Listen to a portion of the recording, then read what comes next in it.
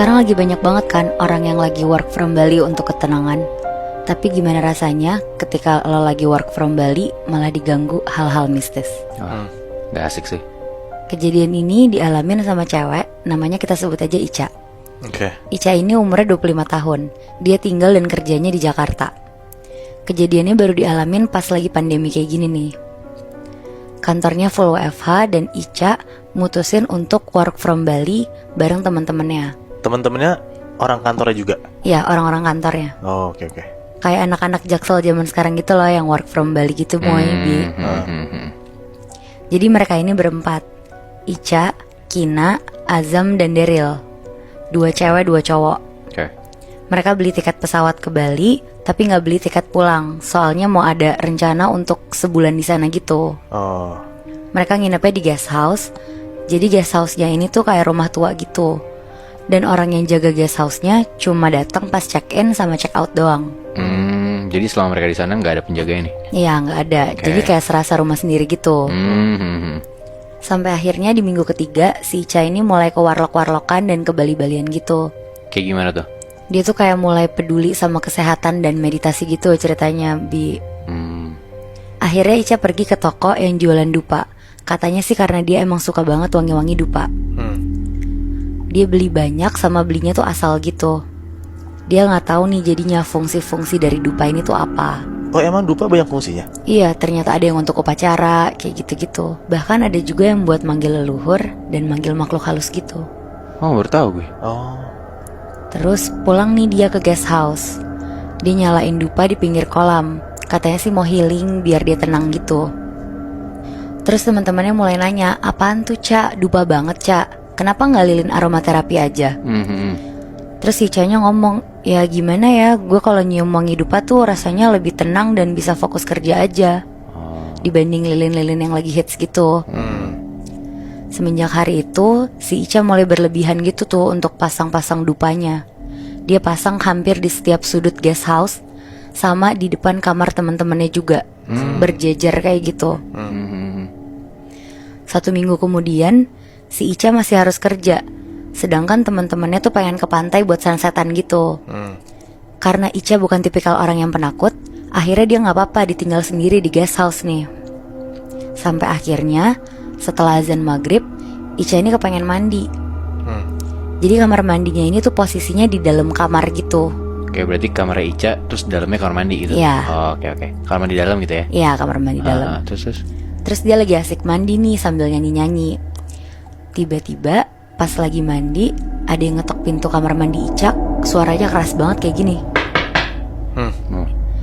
Ica nih yakin banget suara ini tuh ketokannya dari kamar mandi, bukan dari pintu kamarnya tuh. Iya.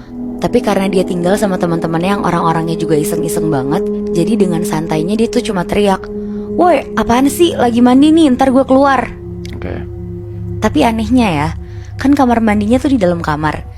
Kayak niat banget gak sih teman-temannya sampai masuk cuma buat ngetok-ngetok terus keluar lagi gitu. Iya. Akhirnya dia keluar mau nyamperin teman-temannya. Pas dia keluar, ternyata meja makannya tuh kosong. Terus dia mikir, oh mungkin lagi pada di kamar sebelah nih, karena biasanya nongkrongnya tuh di kamar sebelah. Iya. Terus pas dia buka kamar sebelah, ternyata kamarnya tuh dikunci. Berarti dia sendirian di villa dong? Ternyata emang dia beneran sendirian. Oh shit. Dia ngiranya kan, tapi itu teman-temannya kan.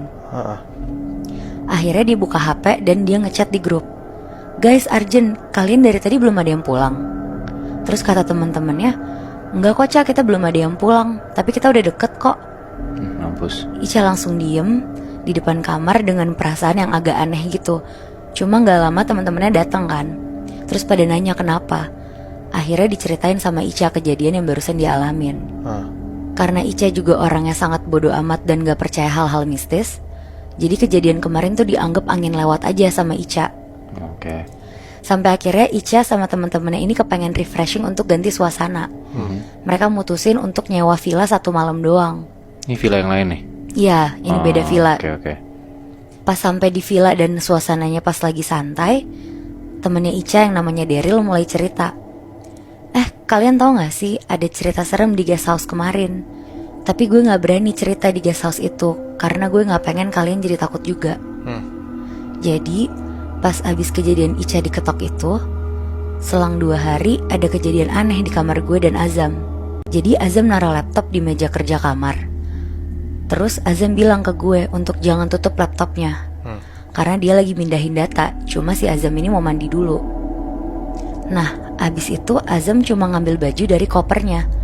Posisi kopernya tuh di sebelah meja kerja persis, dan gue posisinya tuh di kasur. Terus abis Azam selesai ambil baju di koper, pas lihat ke meja, laptopnya tuh udah ketutup.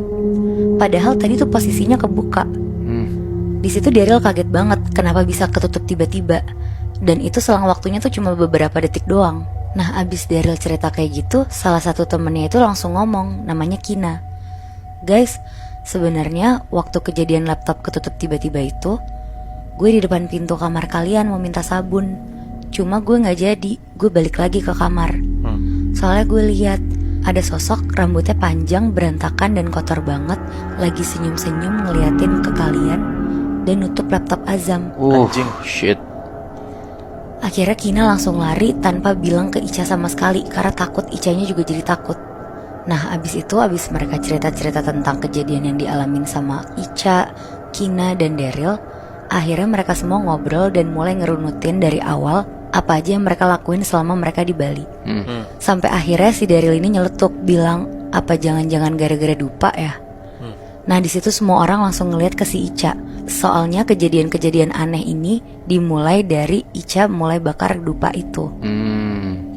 Dan guest house-nya jadi terasa aneh gitu hawanya. Setelah di dupa tadi. Iya. Oke.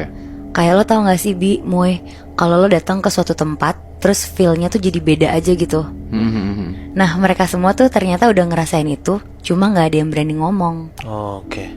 Jadi sekarang Ica udah mulai aware nih sama dupa dan gak mau ngebakar dupa lagi. Terus di hari terakhir mereka semua di Bali, pas mau tidur malam-malam, Ica ini sekamarnya sama Kina. Kina ini tuh yang ngeliat sosok yang kemarin itu. Iya.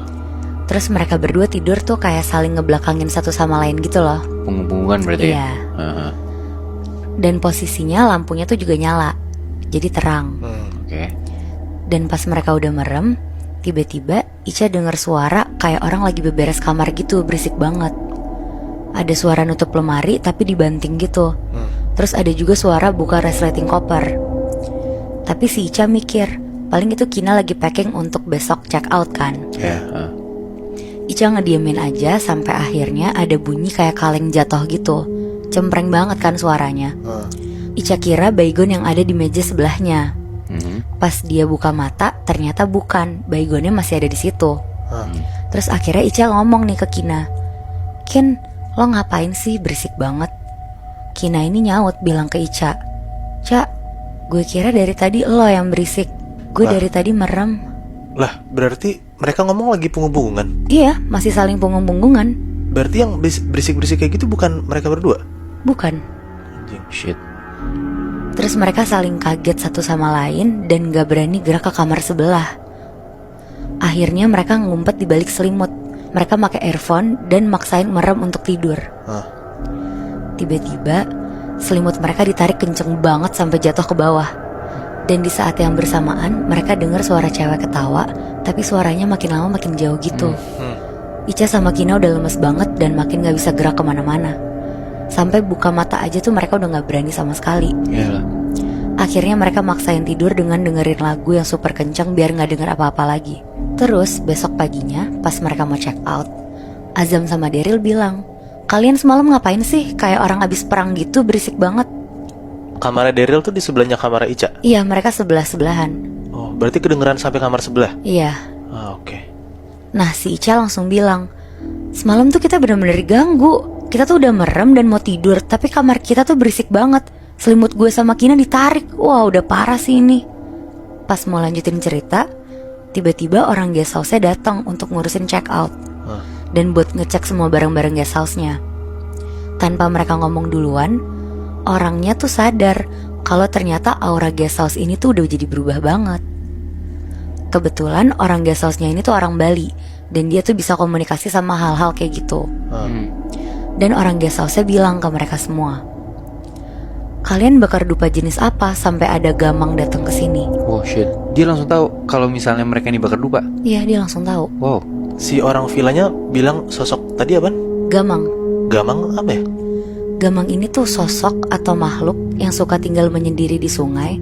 Dan sosok ini tuh merasa terpanggil karena salah satu jenis dupa yang Ica bakar. Oh shit. Si sosok Gamang ini emang suka sama bau-bauan dupa kayak gitu? Nah iya, kayak yang tadi gue bilang itu kan Moy, dupa itu tuh ada jenis-jenisnya. Ada yang dipakai untuk upacara, untuk manggil leluhur, dan ada juga yang untuk manggil makhluk halus gitu. Nah mungkin dupa yang dibakar Ica ini yang untuk manggil makhluk halus. Wah anjrit. Berarti tanpa sengaja si Ica ini manggil makhluk halus dong. Iya,